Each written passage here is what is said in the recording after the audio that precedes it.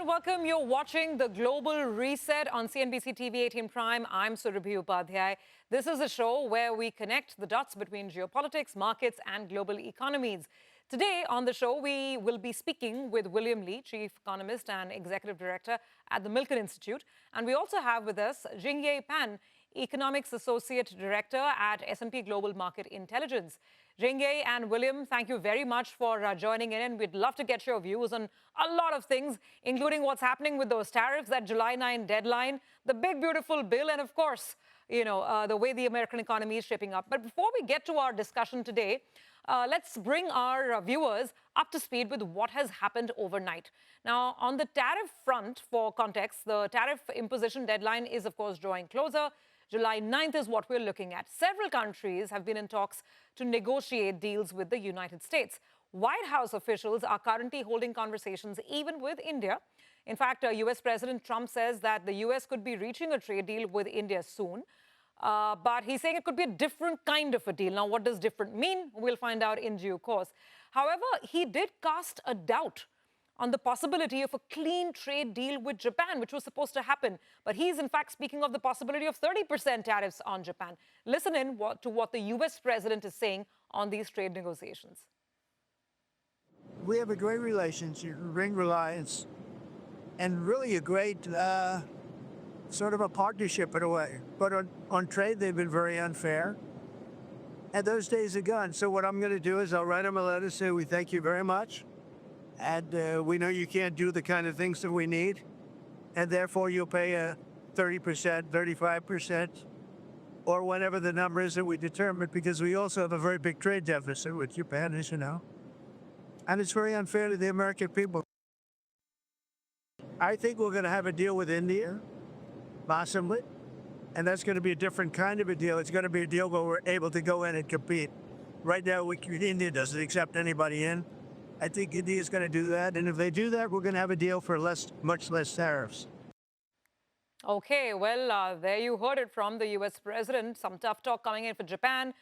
Or for India, it seems that we could just somehow stitch together that deal perhaps before the deadline. So let's ask our guests where we are on the trade front and what this means for global economies, including, of course, for us here in India. Let me open the floor with Jingyi. Jingyi, I don't know if the markets anticipated this, but I remember when the Liberation Day tariffs were announced, Japan was supposed to be one of the first deals, perhaps. And since then, it's been well over 2 months. And now we get this latest statement. Just give us your overall thoughts on tariffs. What are some of the models you're working with? I mean, for instance, are you working with a 10% baseline tariff? Could it be more than that? What are we in for come July 9? Thank you, Suri. That is what we do see with great uncertainty still, despite nearing the deadline that we are as of yet.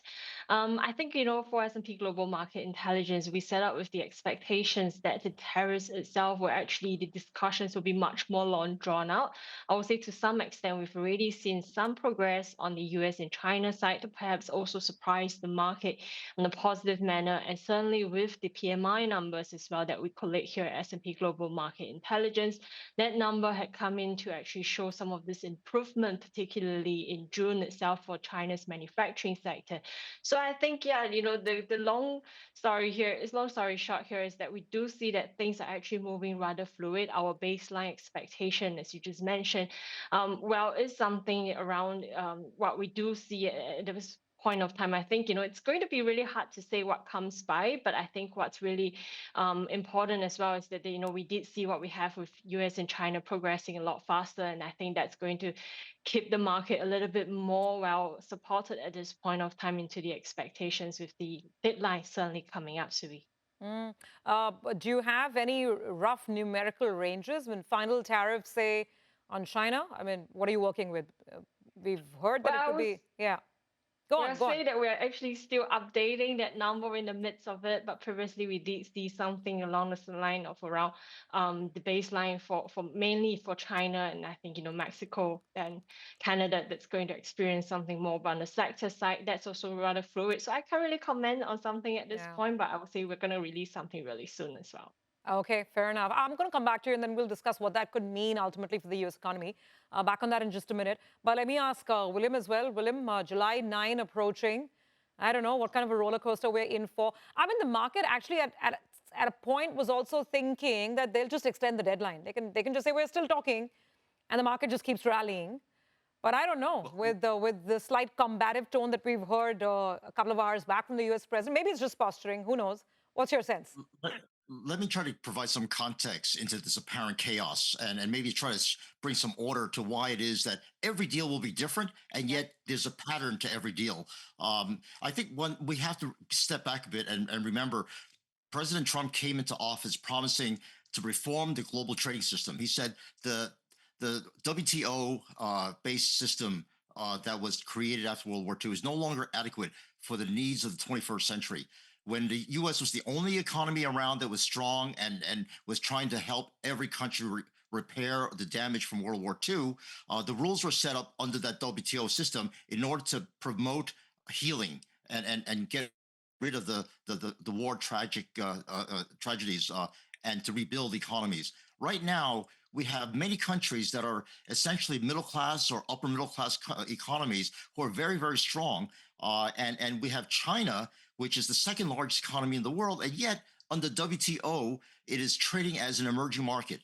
Now, that's just ridiculous. So I think the recognition is we need a different trading system. And what Donald Trump proposes is we have, instead of one unified set of rules for everybody, we have a whole bunch of regional and bilateral deals. And depending upon the type of economies that are facing one another, U.S. trading with Japan, which is a partner country, the UK a partner country, the China chooses not to be a partner country, meaning they don't want to produce in the United States. They rather import goods because they say we are so efficient at producing in China, we're going to produce everything in China and we're going to export it into the United States. Okay, well that's a very different type of a trading system. So I think the tariffs and negotiations that are being talked about would be to suit the trade for the type of countries that are involved. And let's remember, in the WTO system, tariffs are really a trivial part of the trade restrictions. What the Europeans have learned to do, and many of the Asian countries have learned to do, is to create non-tariff barriers. We have legal standards, health standards, all sorts of rules and regulations that have been put in place that really restrict the access of markets, not just for the United States, but for other countries. And this was, again, a way of getting around WTO incentives to try to reduce tariffs. And so instead of tariffs, there are non-tariff barriers. So that's the context that we're dealing with. And that's why the deal with the UK is supposed to be a template for what a partnership looks like.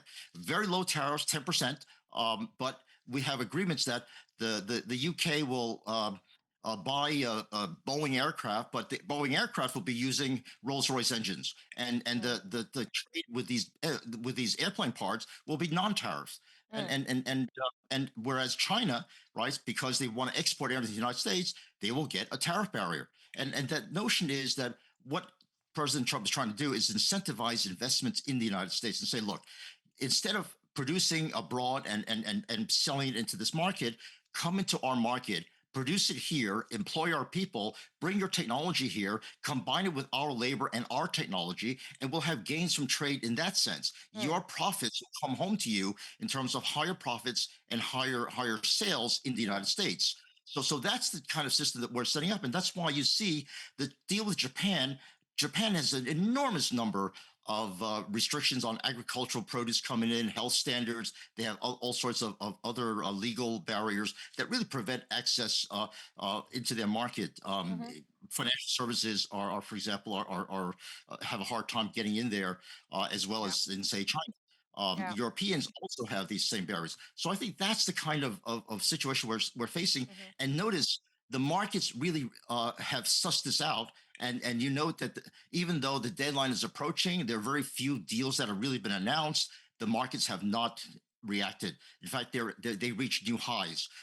Except for today, right, which was a slight setback for all of the weeks of historic highs that are being set. Markets are realizing that there's a new trading system being formed, and the markets, I think, are trying to give the U.S. and all the countries in the world a chance to negotiate bilateral and regional deals that will replace WTO eventually. That's very well explained, and I think that's the point that even the Trump administration is making with respect to India, saying we need to get in, we need to have access, even if it's agriculture or dairy, which are very important segments of India, which we are trying to protect. So we'll see how this plays out. But to press on that point, William, on whether the markets have gotten it right, because the markets have continued to rally along. So either they're getting it right because they feel that overall this new trade system that you described, it won't be as disruptive as what we believed in early April, or they're simply rallying because the negotiations could go on for months. Which one do you think it is? And in fact, we expect negotiations to go on, and we have framework discussions that are being formed right now. We're having initial agreements on what the deals will have to look like. I think the lawyers will have years to iron out what the details are going to be, but I think for planning purposes and for corporate planning and for trying to decide where do we produce our stuff, who do we hire, who do we import from, who do we export to, those questions I think are being settled in a fairly quick fashion as soon as countries decide we're going to partner with the US and use a UK template, or we're going to compete with the US and we're going to use a China template, or somewhere in between. And that's what is being formed now as what the in-between templates look like. Once we find the various templates that fit the broad base, broad outlines of different countries, then the details will come into place. And the markets, I think, are realizing that is really we need to reshape the global trading system. We cannot have one rule fits all. Fair, that there could be an argument on that side for sure. The question is what happens in the interim. For instance, we had the Fed chair just in the last 24 hours say very clearly, he was speaking at that ECB event in Portugal, and he said if it wasn't for tariffs, the Fed would have cut rates by now. But then, I mean, he went on to say that their hands are tied. They still need to watch for inflation because those inflation projections have been galloping in the U.S. Jingyi, let me take it back to you. So, depending on the markets and the economies that you're looking at, in the interim, till we have those final, tariff numbers and trade deals, what is the impact that you see, say, on two large economies, on the U.S. and on China? I mean, U.S. GDP is held up so far. Most macro indicators in the U.S. are holding up because we haven't seen the ultimate reality on tariffs. Your thoughts? Well, thank you, Suri. So definitely with respect to the US, I think it's a story of front loading. In short, what we have seen, obviously, with the June numbers that's just released, telling us about economic conditions in the US via the S&P Global PMI number, you are seeing that the US is really helping to power global growth on the manufacturing side into the mid-year. And this itself is with a lot of this, what we see as inventory building actually going on. So we did see manufacturing output rising after falling in the prior month. And this is also with the fact that we did see inventory still continuing to be built at one of the fastest pace in about 18 years. So you are seeing the manufacturers themselves actually pushing that out. So growth itself is going to look positive still into the mid-year, but you are getting that largely from the fact that this is a lot of inventory building. What we see actually, the suspicion even before the data come out, is that there could be some of this hangover later into the second half of the year, where the positive effect, the front loading here, is going to lead to slower growth in the second half of, the 2025 in our predictions. And also, I think it's important to point out, because what we see in the prices side of things, obviously, we are surveying businesses, so we do actually run ahead of the official CPI by a couple of months. And the latest indication on the business side is that they are already experiencing that inflation pressure coming through, while the CPI itself hasn't perhaps shown so much of the pressure for the US. I think that's going to rise in due time. And I think the impact is going to be actually quite profound into the second half this year, how that's going to affect the Fed. I think that's something to really look into. Of course, we talk about China as well. I think, you are seeing the global number being a global version, but a global X US version is very much the China story, which is where things are getting slowing down. Some of the front loading impact had already been seen, but at this point of time, I think it's tapering into June itself ahead of what the July 9 deadline, because it's not only that US and China, there's the direct effect. What the US, the kind of uncertainty, I think we've talked about, William mentioned that as well, that's bringing to the rest of the world in terms of the business decisions. That's also impacting the trading partners for mainland China. So subdued conditions definitely is there. And importantly, through confidence level, you can see across the world, that's where we are seeing that kind of pressure and expectation for subdued performance into the second half, Suri. Okay, all right. Jingyi, thanks for that take. We have to take a quick break. Then I want to come back to William and get his assessment of the U.S. economy. And remember, we're in the midst of the big, beautiful bill making its way through U.S. Congress. What impact will that have on risk, on, of course, whether it's bond yields, whether it's the dollar, and the big debate around the U.S. deficit? Back with that in just a moment.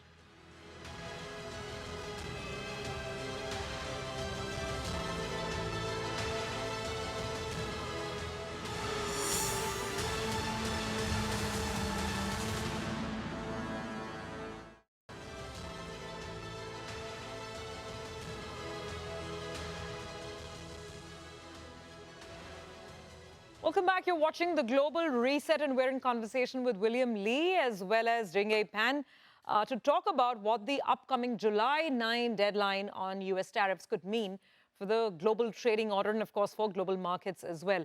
We just got Jingyi's view on where the U.S. economy stands right now. Let me actually go across to William on this as well. William, we've discussed this in the past, that the U.S. economy has been amazingly resilient, right? But that's also because final tariffs haven't hit.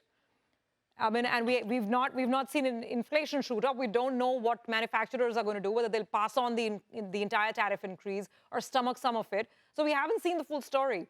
What's your sense of what the second half could look like as some of these trade deals start becoming a reality? Well, let's remember that in this transition to the new global trading system, the whole idea of tariffs is to make people negotiate seriously. And so Donald Trump is saying, if you don't negotiate seriously and get a deal together, I'm just going to raise tariffs and to 100%, and then you'll have no market whatsoever. Now, remember, the U.S. is a relatively closed economy, and the reason why the CPI will likely see very little impact from any kind of a tariff is because the imports are only about 16% of all of GDP. And right now, the CPI is showing goods deflation in many areas, especially energy.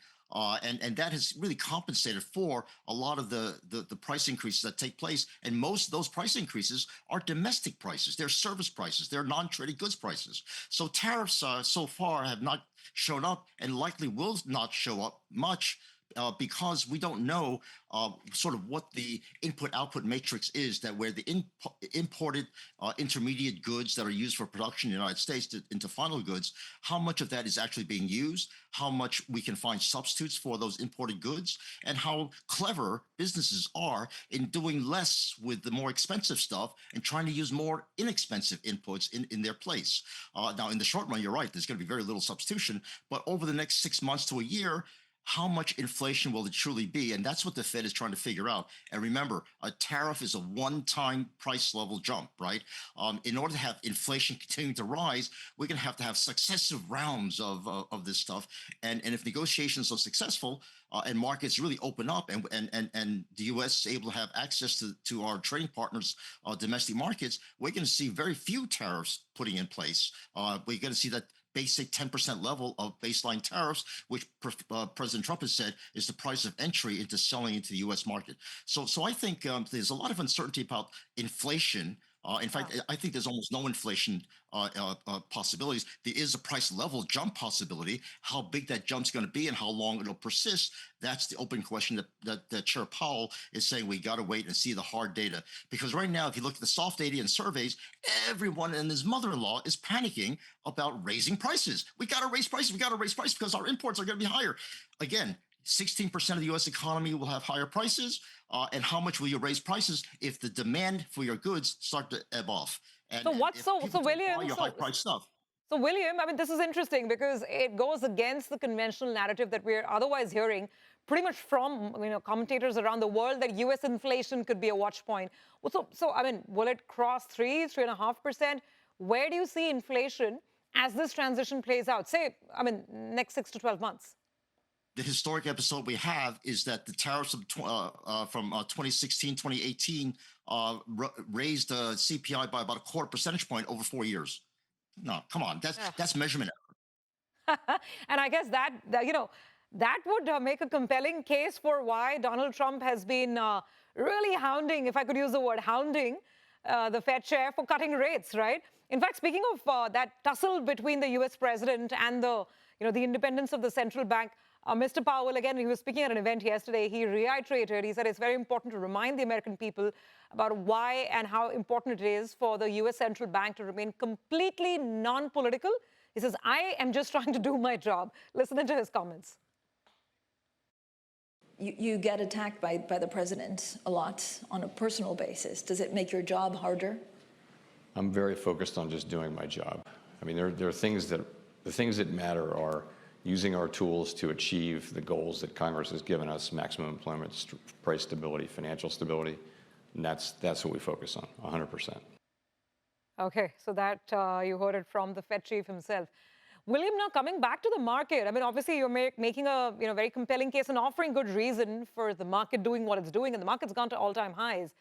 So are you saying perhaps little to no disruption of any kind because of tariffs in the next 6 months? No. There will be disruptions because you can't transit from the existing trade system that we've had for 20, 30 years into a new one without disruption. This, by definition, will be huge amount of disruptions. How much of that will show up in inflation is the big question right now, especially short-term inflation that the Fed will have to react to.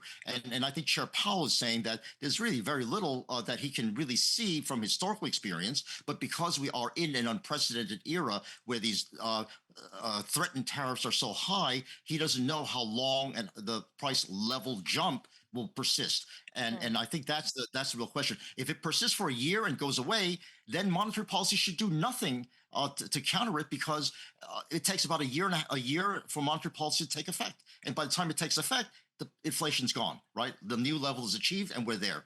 And I think that's why Chris Waller is saying that we really have room to drop interest rates right now because we already have very high real interest rates historically in the United States. And if inflation really does achieve the Fed's 2% target, we easily have 100 basis points worth of cuts there. Yeah.